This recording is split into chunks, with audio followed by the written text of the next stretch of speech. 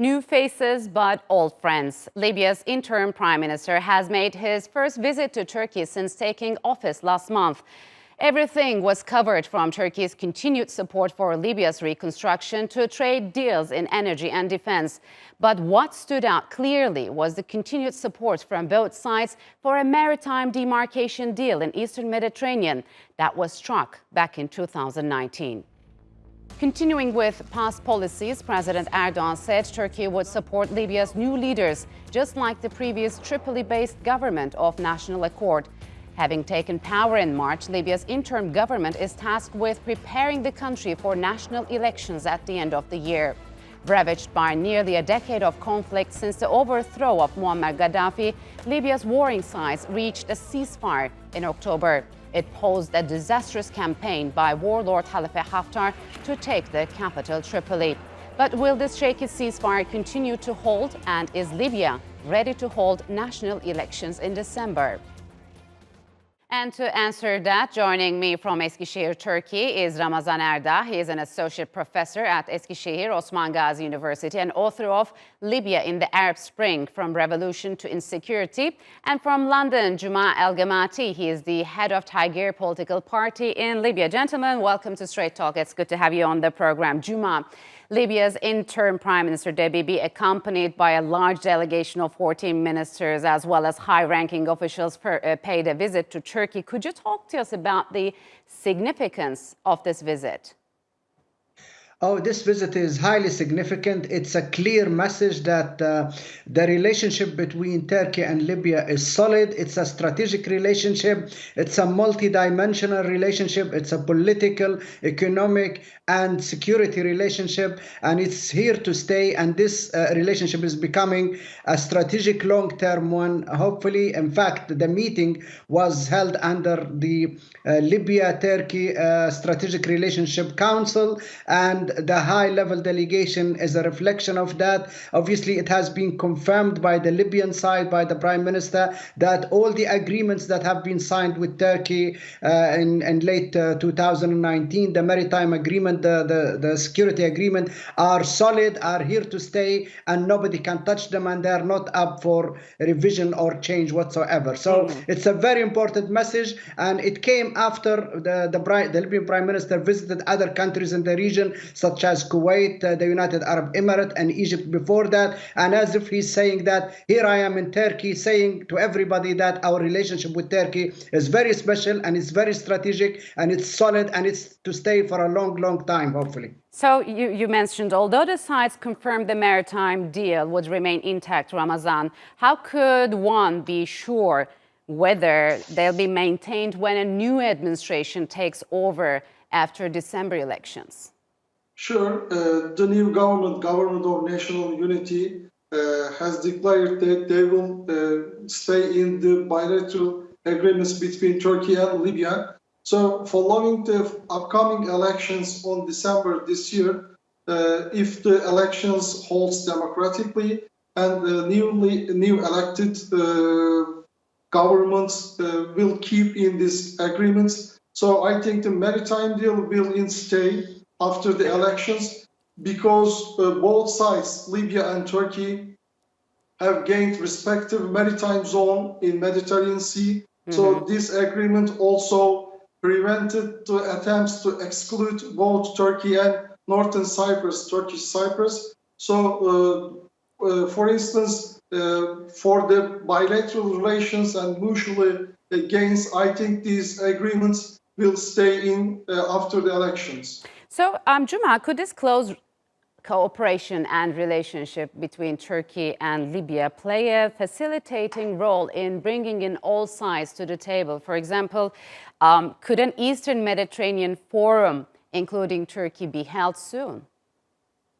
Well, the fact that Turkey helped the government of national accord to defend Tripoli and defeat the attack and Haftar forces created a stability, an equilibrium, and a balance of power, and it meant that the attacking forces of Haftar and the countries behind him have failed to actually impose their own kind of political system in Libya. This means that countries like Egypt, who was fully behind Haftar, is now going through a revision of its strategy in Libya, is opening channels with Turkey. We have heard yesterday from the Turkish foreign minister that there will be contacts, official contacts with Egypt. Sorry, so that we're already seeing these kind of change in dynamics in the whole region. So if Egypt becomes closer to Turkey and they cooperate together for the stability of Libya, that will definitely help bring about what you have just mentioned in terms of Eastern Mediterranean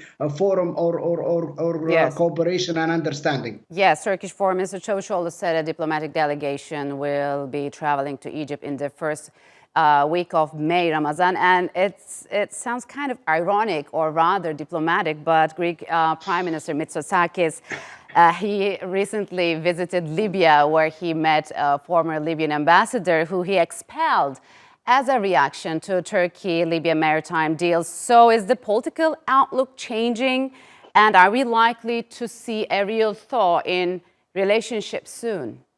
Sure, Libyan politics is is still in transition period, I think. So the new attempts, both countries, regional countries, to reconcile the relations with Libya will positively affect the Libyan future, I think.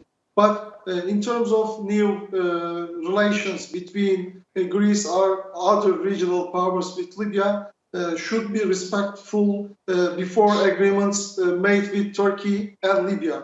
So if Greece or another countries in the region make a deal with Libya or make a good relations with Libya, they have to respect the sovereignty and the equal agreements made before Turkey and Libya. So new approachment of Greece and other countries, I think, aims to take part in Libyan reconstruction process. So they have to reconstruct the diplomatic ties with Libyan new government.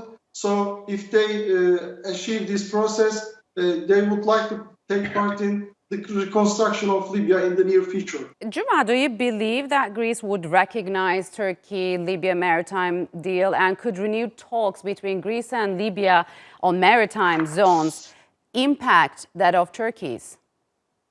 Well, the Libyan head of Presidential Council, Mohammed al-Nifi, who was, as you mentioned, was expelled by Greece in late 2019, was visiting Greece yesterday as the president of Libya. And he made it very clear that we cannot engage in any new agreements with any country because the Geneva Forum, the 75-person Libya Political Dialogue Forum, has stated that in this interim period in Libya, until we have a permanent constitution and we have a new parliament, no new maritime or any security agreements with any other country should be engaged with. So he made it very clear to Greece that he cannot discuss any agreement with Greece now. However, we can start discussions and dialogues. Yes, there can be an agreement with Greece as long as it is not at the expense or infringes on our existing agreement with Turkey. That will be very clear, and that will be in the benefit of Libya as well as Turkey, and hope we make sure that that will be there for a long time to come. So what are the other fields of cooperation, Ramazan, other than defense and exclusive economic zone that the two countries could embark upon? And how Turkey's presence is different than other countries in Libya? First of all, Turkey's military presence in Libya is based on two mutual agreements. One of them is, as you know, the agreement in the field of cooperation, security, and military. So Turkey's military deployed at the invitation of the Government of National Accord. So these agreements and Turkey's military presence is complies with international law. So Turkey's military presence, I think, prevented warlord Khalifa Haftar's forces seizing capital Tripoli. So in the near future, the Libyan, in terms of Libyan reconstruction, Turkey's military presence in Libya will also provide confidence to Turkey's companies will return Libya to reconstruct infrastructure facilities and projects. Yes. So Turkey's military presence will be survive, will be continued Yes. In terms of bilateral agreements. So, Guma, what is the latest situation in the country? How is the ceasefire holding? Is 8-month time frame enough to hold free elections? What's your take on that? Well, we hope it is. No, we still have a long way to go in terms of making the ceasefire totally permanent. There has not been any fighting since it was signed. However, the new challenge now is the presence of mercenaries on Libyan soil. The UN has said that there are about 20,000 foreign mercenaries in Libya. There are about 10 military bases. Obviously, most of them are the Wagner Russian mercenaries fighting with Haftar, also mercenaries from Sudan, from Chad, and others.